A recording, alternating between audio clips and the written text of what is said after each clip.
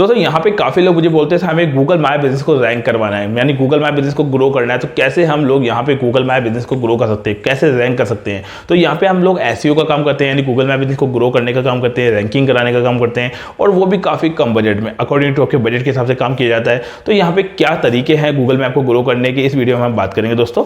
तो यहाँ पे सबसे इंपॉर्टेंट चीज़ होती है कि 3 तरीके से मार्केट में आपके गूगल माय बिजनेस को ग्रो किया जाएगा, इसके अलावा कोई एक्स्ट्रा तरीका नहीं है यहाँ पर। पहला तरीका जो ये है कि आप अपने गूगल माय बिजनेस को कैसे मैनेज कर रहे हैं। कई लोग क्या करते हैं, गूगल माय बिजनेस को मैनेज करने के लिए नॉर्मल कोई भी फोटो उठा के डाल देते हैं। कई लोग क्या करते हैं, बस नॉर्मली लोगों से रिव्यू करवा लेते हैं, फिर बहुत टाइम तक उस गूगल मैप पे काम नहीं करते हैं। तो गूगल की जो रैंकिंग है, जो गूगल की इंप्रूवमेंट है, वो डाउन हो जाती है, गूगल इंप्रूव करना बंद कर देता है। तो ऐसे केसेस में मार्केट में अगर आपको बिजनेस को ग्रो करना है तो सबसे इंपॉर्टेंट चीज़ होती है गूगल मैप पे सही से काम करना। अगर आप सही तरीका यूज में लेंगे तो डेफिनेटली आपको काफ़ी अच्छा काम मिलेगा।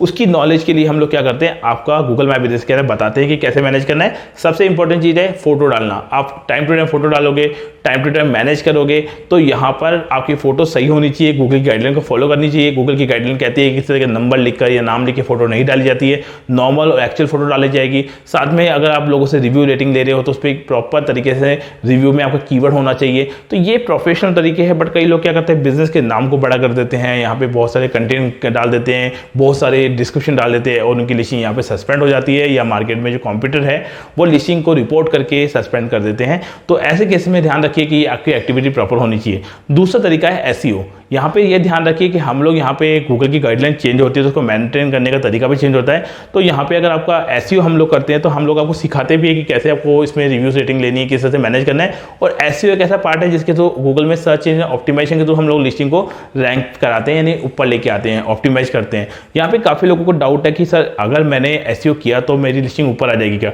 डेफिनेटली ऊपर आएगी, बट ये ध्यान रखिए जैसे मैं आपकी सिटी में आपका एसईओ कर रहा हूँ, वैसे और भी तो लोग कर रहे होंगे, दूसरे क्लाइंट है उनका। तो इन चीज़ों में मत आइएगा कि भाई साहब पहले नंबर पे आ जाओगे। बेसिक सी बात है, जो जितना अच्छा काम करेगा उतना ही ज़्यादा उसको व्यूज़ मिलेंगे, उतना ही ज़्यादा लोगों को वो लिस्टिंग दिखेगी। तो जब कोई लोग सर्च करते हैं गूगल में तो हर एरिया के हिसाब से, नियर बाय के हिसाब से लोगों को अलग अलग लिस्टिंग रिकमेंड करती है, अलग अलग कीवर्ड पे। इससे लिस्टिंग ऊपर आती है। तो एक समय लगता है, टाइम लगता है, उससे लिस्टिंग को काफ़ी अच्छी ग्रोथ मिलती है। तो ऐसे एक बेस्ट ऑप्शन है। अगर आप करवाना चाहते हैं तो मुझे दिए नंबर पर कॉन्टैक्ट कर सकते हैं।